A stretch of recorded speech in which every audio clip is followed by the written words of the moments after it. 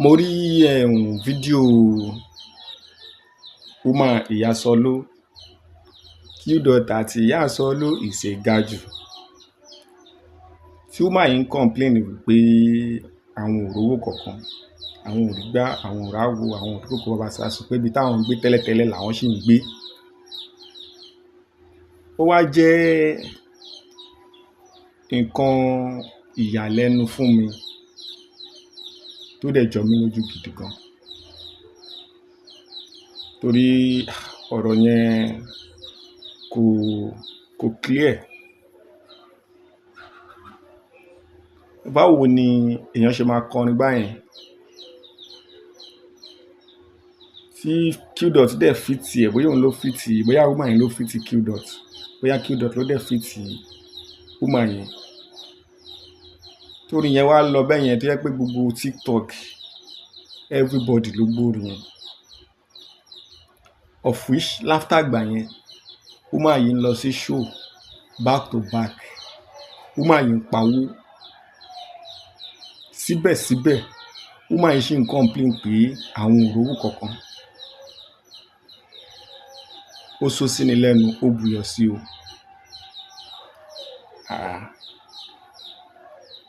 Ṣé bẹ́ẹ̀ náà ló ṣe wá worst tó? At least owó wà nínú music. Yes, owó wà nínú music industry, owó wà ńbẹ̀. Báwo ló ṣe wá jẹ́ tí ó wá di pé woman yẹn ó ń complain pé òun ò rẹ́jẹ̀, òun ò rómìra. Allahu mọ̀, gbogbo nǹkan tó pamọ́ ojú Ọlọ́run ló tó o. Ibi tẹ́yìn rẹ̀ sí Ọlọ́run wà ńbẹ̀. Ṣùgbọ́n kò yẹ kó rí bẹ́ẹ̀. Bẹ́ẹ̀ ni kò yẹ kó rí bẹ́ẹ̀ náà. Báwo ni ẹnìkan ṣe máa ṣiṣẹ́ tẹ́nìkan máa jẹ́ èwo lájú ìnàṣẹ̀ tó ń jẹun ajígbọ̀n? Tó bá kàn tiẹ̀ jẹ́ pé owó tí wọ́n kàn tiẹ̀ rí lórí orin tí woman yẹn àti Qdot ṣe lórí track yẹn, ẹyọkan yẹn lásán, òun náà jọ ṣe gé kí n gé, bóyá ọ̀dẹ̀jọ́ ládéhùn, bóyá Qdot nǹkan dẹ̀ ló pa gbogbo owó yẹn sápò, kò yé mi. Tó bá pọ́n jọ ṣe gé kí n gé ni, kò yẹ kí woman yẹn tún wà ní irú position tí woman yẹn wà náà. Gbogbo show tán ń lọ, ṣé ọ̀fẹ́ ló ń lọ sí show ni? Ṣé ò náwó fún wọn show ni? Ọ̀rọ̀ yẹn ò clear o.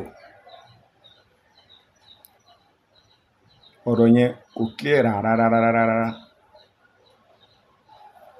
Ẹ̀yin tẹ́ ẹ manage woman yìí, ẹ jọ̀ọ́ mo fọlọ́run bẹ̀ yín, ẹ̀tọ́ tó bá jẹ́ ti woman yìí ẹ yọ fún. Ẹ yọ òróǹro, ẹ yọ kúrò nínú ẹran. Ẹ má jojú mẹ́ran o. Ẹ má jojú mẹ́ran o. Ọ̀rọ̀ mi kò lópin o. Ẹ ṣeun bẹ́ẹ̀ ṣe ń tẹ̀lé Yorùbá Nìkan.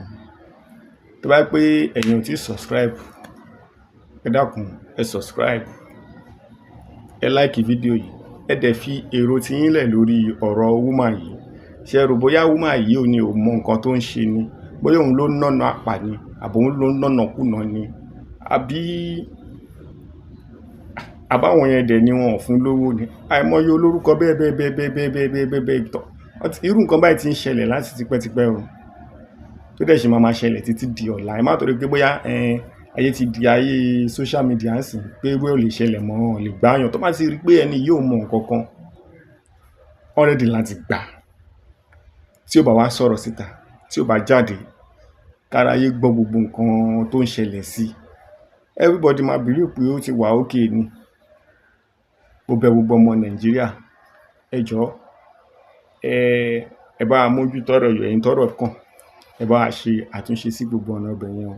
Ẹ̀yin náà jọ̀ọ́ ẹ fi comment yín sílẹ̀.